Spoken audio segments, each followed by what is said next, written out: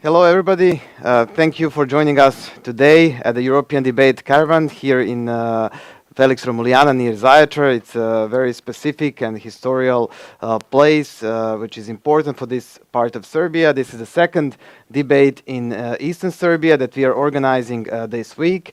And today, this debate is also unique because it will be held in English. And we have our special guest today, the ambassador of the EU in Serbia, Mr. Emanuele Giuffre. Welcome and thank you for joining us. So the structure of the debate today will be also a bit different. It will last half an hour. We have two teams, the government and the opposition. Each member of the team will have 3 minutes to present the argument. So we have 3 members of the government and three members of the opposition and 3 members of the government.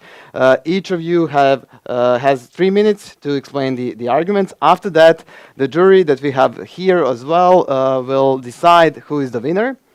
After that, we'll start the discussion with the ambassador. I would like to hear your thoughts and to reflect on what you heard, because I think this is very important issue for the future of this country, but also for the European Union, which leads me to the topic of today's debate. It will be whether the enlargement of the EU to the Western Balkans make the EU stronger or weaker. So the government will take a stance that it will make European Union stronger, and the opposition will argue that it would make EU weaker. So let me first introduce the members of the team. First, the government team consists of 3 members: Sava Nedović, Dimitrije Prokopović, and Mihajlo Maiga. And the opposition team, Bojana Petrović, Lazar Medar, and Uroš Šestović. As I said, we have the jury today. Here, 3 members, Miljana Pejić, Lazar Popović, and Pavle Antonijević. At the end of the debate, Miljana will present the results, and you will decide, of course, the 3 of you will decide who is the winner of this debate. So I think everything is clear, and that we can start. So first member of the government, Dimitrije. No? Okay. You have the floor. 3 minutes starts now.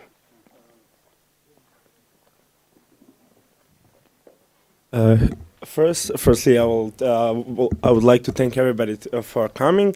And my name is Mihajlo, not Dimitrije, and I'll be opening this debate.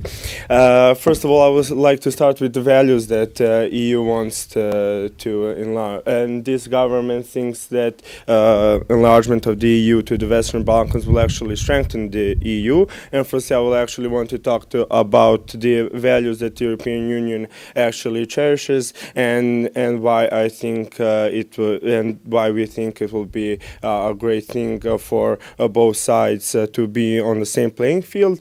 We all know that the European Union actually wants to unite all the people of Europe.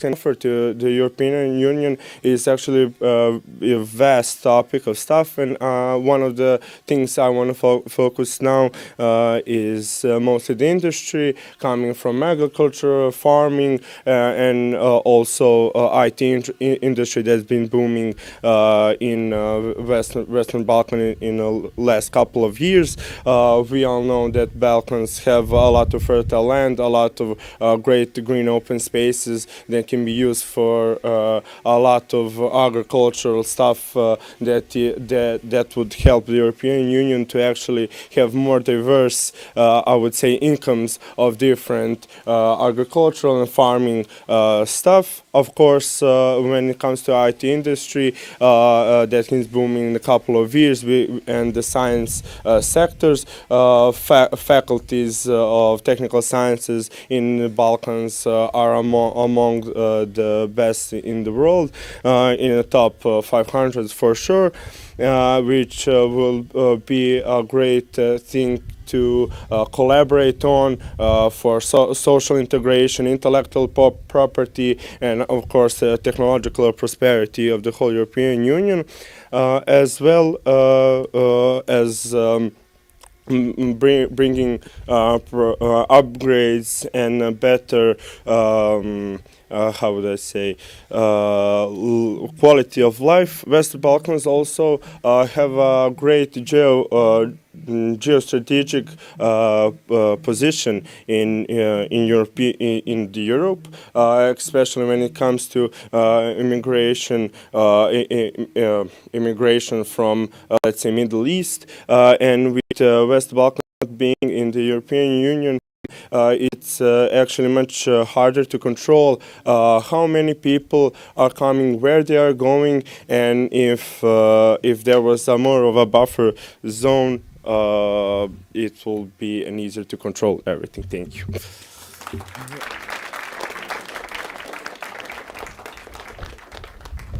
Now the first member of the opposition has the floor.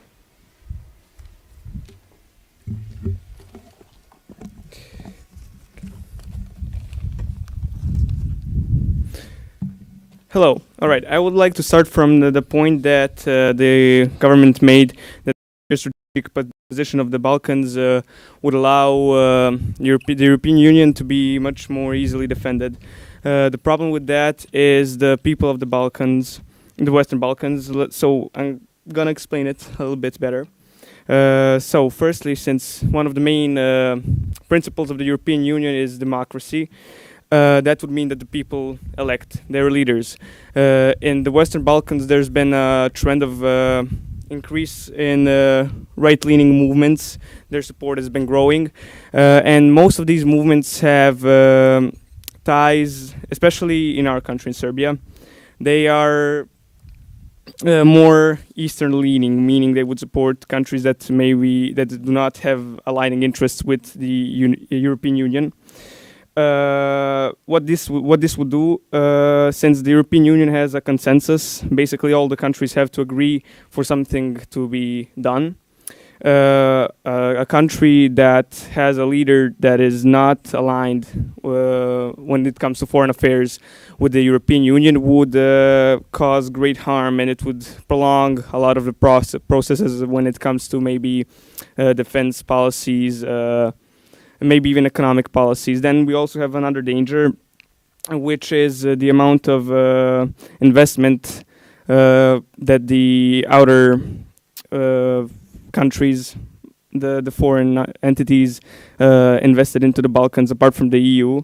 There's also a lot of investments coming from China and the Russian Federation, which would mean that they kind of have they can easily blackmail the European Union because of all of the investments that they've done in their now new part of their country. Well, it would also, if we had such a problem that Serbia would maybe not align itself with the EU foreign policy, it would maybe motivate other countries that are not so sure about the EU position to act on their own, which would further destabilize the European Union and would cause the other countries to see that the EU is not very firm and stable, which would cause them to start interfering in the EU internal affairs a lot more, which would obviously not be to the interest of the European Union, because it seeks the best for itself, its own interests, not the interests of foreign powers. I'd like to say that the pressure on the EU would be much greater if Western Balkans were inside, because of all the ethnic tensions that were also historically known to be in this region. That it would cause a lot of harm, because the EU would all constantly have to do a lot about that instead of focusing on maybe more important matters. Thank you.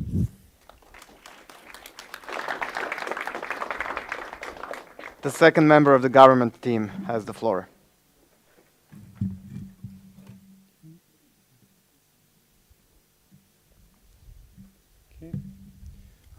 Hello, everyone. We would like to, first of all, the things that we mentioned, I would like to start my speech with saying that European Union quote that we all know, that we are stronger together and united in diversity. So first of all, I would like to continue the things that we were talking about, how Western Balkans would be very, very important when it comes to being a part of the EU, and it will be definitely important for the EU because we have culture here that is very important, and you can see around here that we also have very interesting history that would be of benefit for the European Union as well, not only for the Western Balkans itself.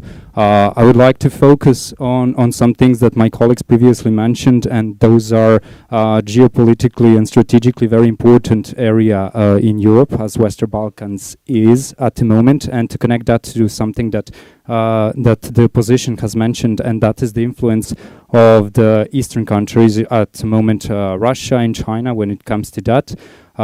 Yes?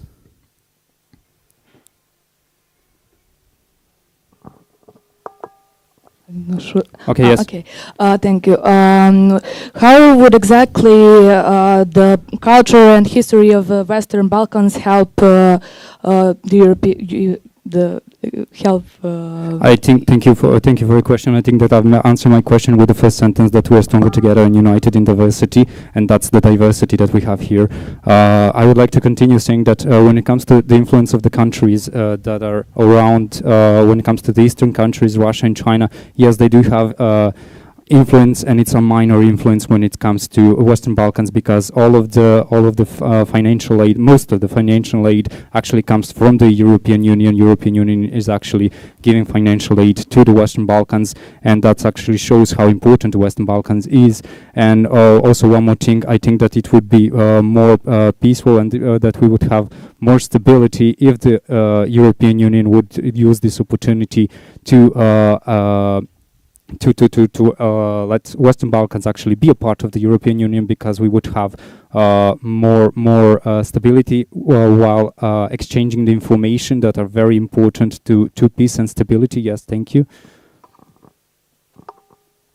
You need to... All right. So you said that the EU is contributing a lot, which is Yes. true. But what about the Belt and Road, for example, the Belt and Road Initiative? Yes, I'm not saying that EU is the only one actually giving financial aid, but most of the financial aid that comes to Serbia is actually from the European Union. I mean, you can just look at it at all of those places that are finished. You can see those European Union flags and the places that are actually being done at the moment.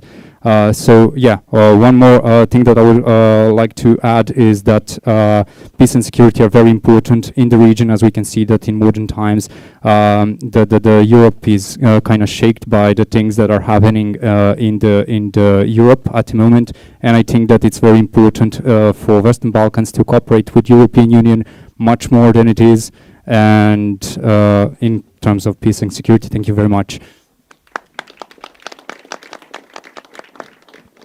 Second member of the opposition team has the floor.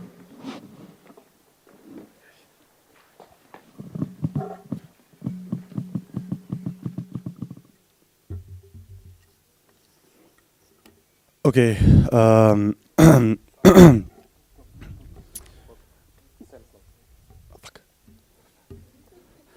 Okay. I have to say that yes, EU is a great investor in Serbia, and it's the largest one.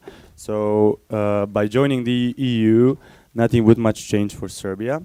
While if you want to control immigration, you need money. You need a lot of money from the EU, so that you would guarantee that Serbia stays healthy, and that you don't put extra pressure on its health system, economic system, and every other system, because you know that there are immigration crises that happen, and we don't want to, doom people in Western Balkans to fight alone with that.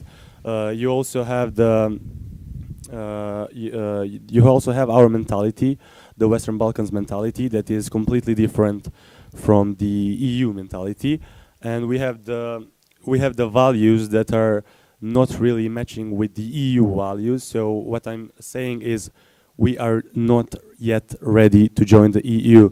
EU fights for democracy, for ruling of the rules of the rights, ruling of the rights. They fight for liberty, for for the strong identity, and our Western Balkans values do not exactly match. So we are completely different and not ready. And our health system, our economical situation is not yet ready to join the European Union, because we will just put the extra pressure on the bigger states like Germany, France, UK. They would need to dump so much money into us that we keep in track with the green project, so that we can match the Czech Republic, who is also not really doing great company. So if you can imagine that they're putting so much money in Czech Republic, imagine how much they would put in Serbia or Bosnia and Herzegovina. And they're really trying to go all green, and trust me, Bosnia is not ready for that, and you need to so much more money, and we suggest that there is some time that should pass for the Western Balkans to be ready to join, and we need to develop our countries more and more by ourselves, and get ready for that Euro integration. And you said that EU would benefit from our industry. Well, as I said, EU is already our largest and top partner for almost every industry, and they are also the biggest donor for Serbia, for Bosnia and Herzegovina, for every country in the Western Balkans. So what I'm suggesting is that by joining, nothing would change much for Serbia, but it would definitely destabilize further the European Union. That's it. Thank you.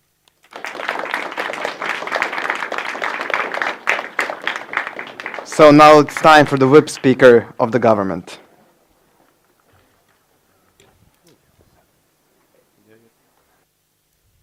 Just let me set up my timer. Can you hear me properly? Can you hear me properly? Can you hear me properly now? All right. Yeah, I know.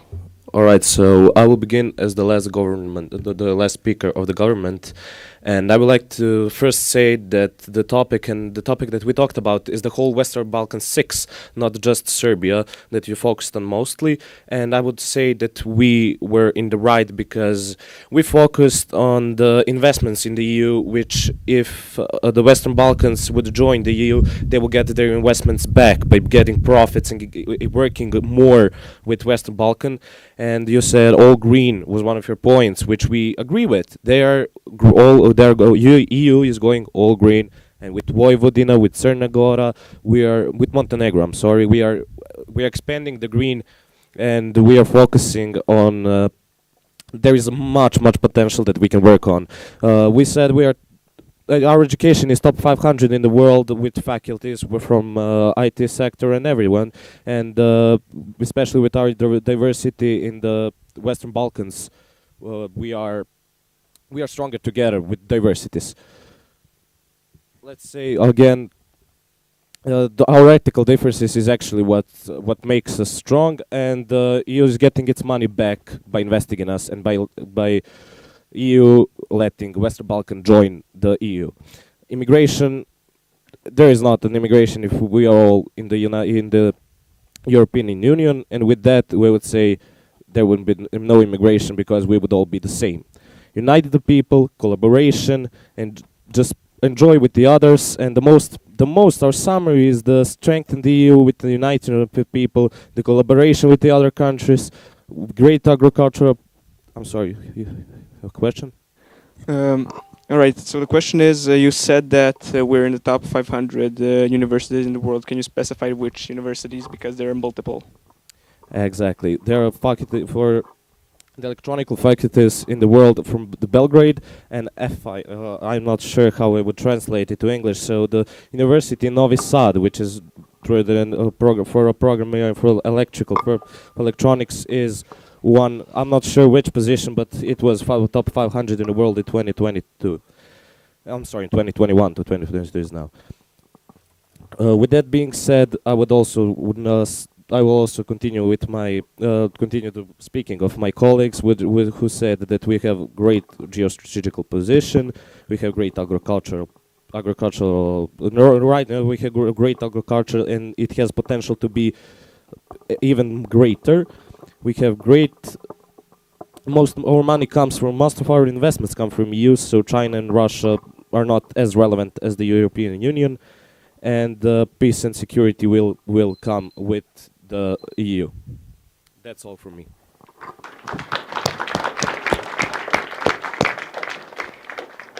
So it's time for the last speaker of the opposition.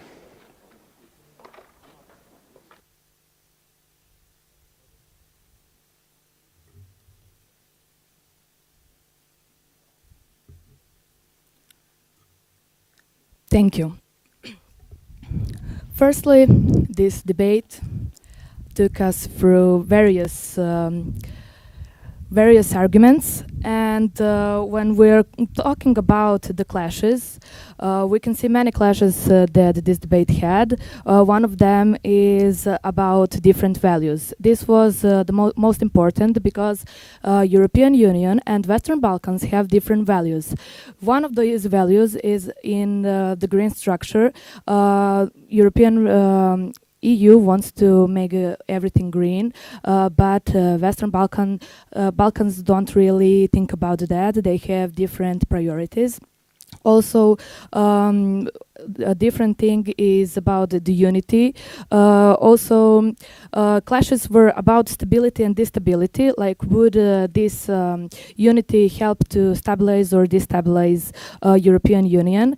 Would they financially help the Western? Would financial help that Western Balkans would get from European Union help or not help? Well, they would not help because these financial aids would be much bigger, but we now have it, so there wouldn't be different like consequences except from the ones that Western Balkans would get more money, but EU wouldn't get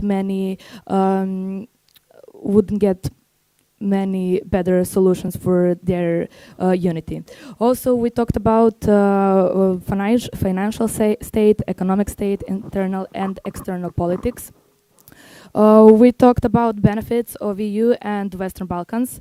We talked about if there would be more benefits for Western Balkans than for the EU, and we agreed that there would be many benefits for Western Balkans, but there wouldn't be many benefits for EU because somebody would try to make EU apart. And are Western Balkans ready to become green? No, they are not. So would this help to EU? No, it wouldn't help EU. Western Balkans would just weaken European Union because European Union would have to prioritize many things that are not important to them. They would have to change something on the Western Balkans, but the Western Balkans should do it for themselves. They shouldn't wait for somebody bigger to come and save them. So Western Balkans would have a big giant hand that would make their future better, but EU would have to think about somebody else. Thank you.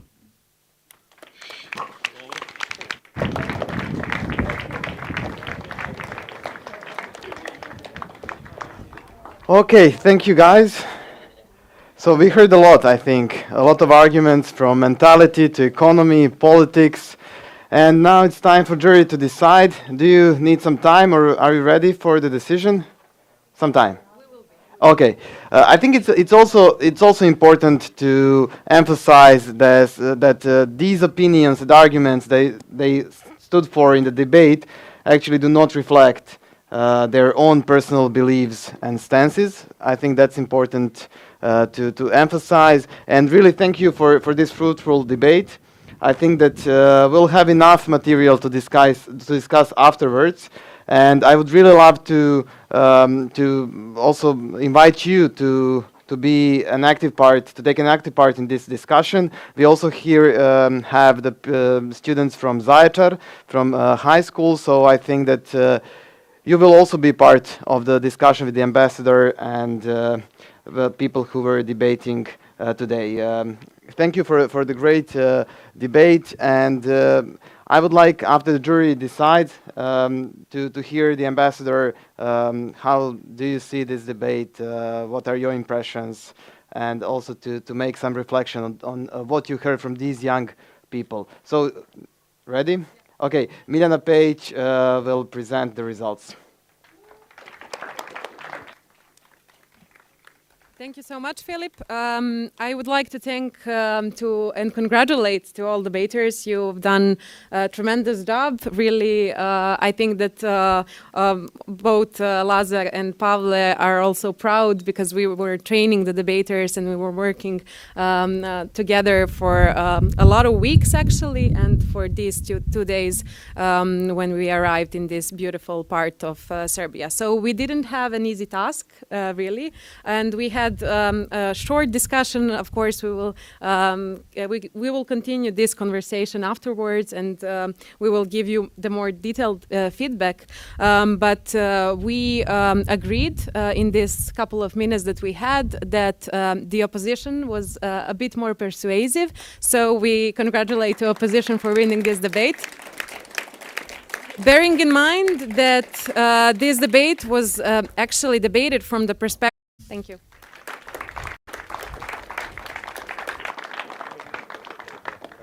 Thank you, jury. And by this, I think we'll stop the live streaming and we can enjoy more casual discussion. And I think that even maybe this decision made by jury is also a good starting point for the debate afterwards. So I would like to ask you just to be patient for 2 minutes because we have to arrange the setup. And yes, thank you very much for this debate.